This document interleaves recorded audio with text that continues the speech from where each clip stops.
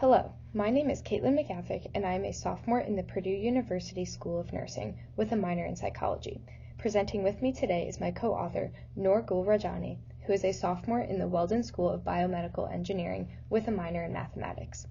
Our research over the course of the semester has focused on the feasibility of developing a medical drone that facilitates bystander-administered naloxone to opioid overdose victims. In light of the ongoing opioid epidemic in America, bystander assistance is an important factor to consider in reducing overdose death rates. As seen by the figure on the screen, EMS providers reported bystander assistance in only 11% of medical emergencies. Our research hopes to increase community preparedness and engagement of bystanders, especially in rural areas where a medical drone is able to arrive more quickly than EMS personnel. Naloxone, brand name Narcan, is the rapid-acting antidote for opioid overdose. The delivery of naloxone by medical drone is a novel concept, which comes with implementation challenges. One such challenge is on-the-spot training for bystanders to administer the dose. For effective training and drone development, it is essential to consider a bystander's ability to learn and follow instructions in the moment of a stressful environment. There is an existing gap in knowledge in this area, as many studies do not focus on responses to stress in the moment. Therefore, our research aims to bridge this gap by exploring how individuals respond to instructions while they are responding. The cornerstone of our research is that its interdisciplinary nature promotes creative innovation that can reach a widespread audience. The bystander effect provides a psychological foundation for recognizing that situational time pressures, social threats, and personal factors contribute not only to a bystander's decision to intervene in a medical emergency, but also to their ability to follow instructions under stress. Currently, the use of an automated external defibrillator, AED, in cardiac emergencies is widespread and effective, so we explored these contributing factors and inferred how to translate them to emergency naloxone administration. The methodologies and frameworks that we incorporated draw upon multiple domains in order to develop a full picture of how the implementation of our research can improve patient outcomes. Through our interdisciplinary collaboration, the future technology may be developed to effectively and appropriately guide bystanders in administering naloxone. Here, we address our inferences from prior research on the effectiveness of AEDs. In using an AED, bystanders actively respond to its instructions, which uses their working memory. One study concluded that direct instructional phrases in AED intervention proved to be the most effective, as opposed to wordy or suggestive instruction.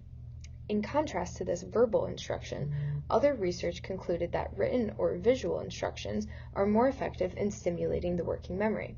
In our present study, we integrated these principles of using direct phrases with a variety of verbal or visual instructional methods to develop questions in a survey for measuring the accuracy of an individual's response to instruction in a stressful environment.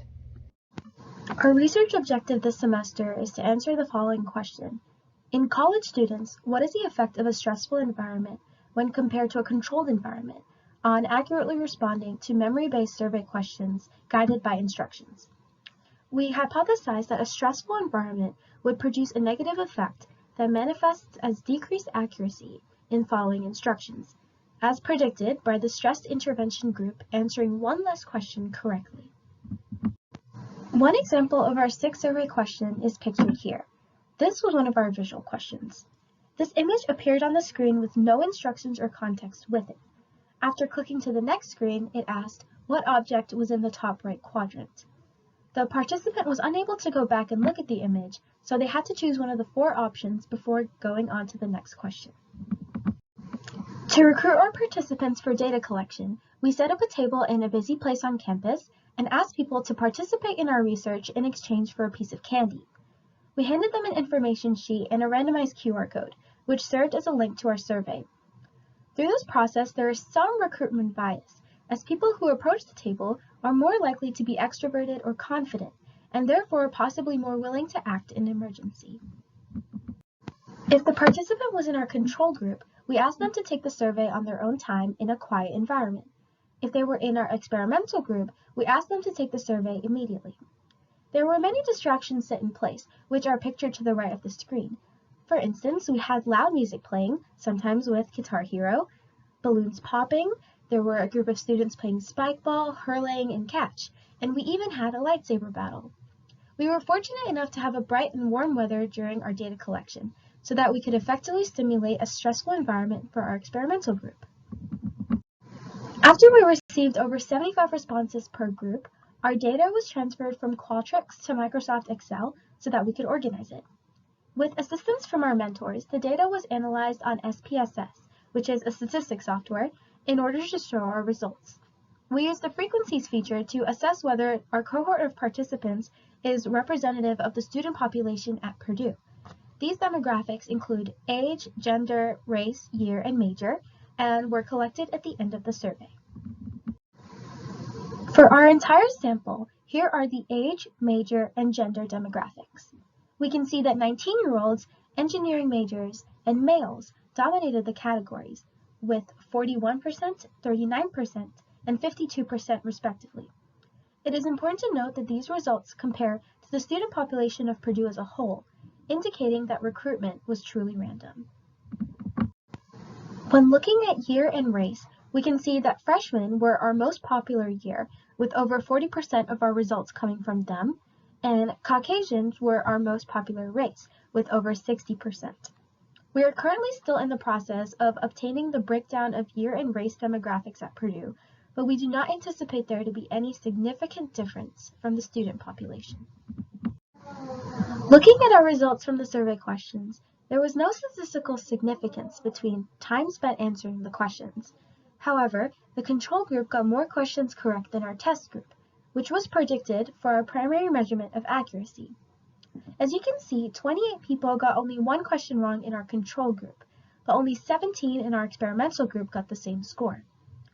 The table also shows that the lowest score in the control group was 4 questions wrong, but our lowest score in the experimental group was all 6 questions wrong.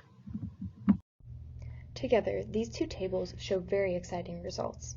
In the group statistics table on the top, the highlighted numbers show the mean number of questions answered correctly for each group. The test group averaged 4.1 questions correct, while the control group averaged 4.8 questions correct. This mean difference, highlighted in yellow in the bottom table, is about 0.7. We hypothesized that there would be a difference of 1 question between the two groups, so we reject our primary hypothesis. However, this is where the truly exciting results come in. In the bottom table, highlighted in green, we can see that our t-test shows statistical significance between the two groups, so that 0.7 question difference is significant. It is due to our intervention, not due to random chance. The stressful environment simulated for our intervention group proved to be effective when compared to the relaxed environment of our control group, as evidenced by the statistical significance of the mean difference of 0.7. As previously mentioned, the questions in our survey had a combination of verbal and visual components and contained fairly direct instructions. Questions that had a verbal component were more likely to be answered correctly than those without a verbal component for both groups. Additionally, questions that had little to no instructions took the most amount of time to be answered, yet the least number of people answered them correctly. These findings draw the conclusion about the quality and quantity of instructions that an individual can respond to in a stressful environment, which likely consists of audio information presented as direct yet full phrases. Our preliminary study lays a foundation of knowledge on learning in the moment. From this point, other studies can build on our work to look at the length and type of information provided in the instructions. A future direction for us may include further analysis of our data in regard to time spent on each question. Through these future studies, the intervention may be modified in light of new conclusions supported by data analyses.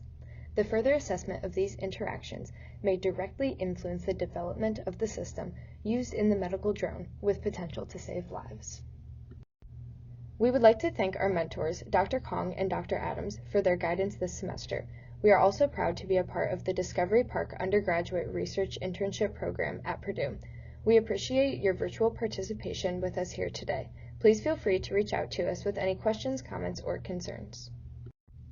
Thank you.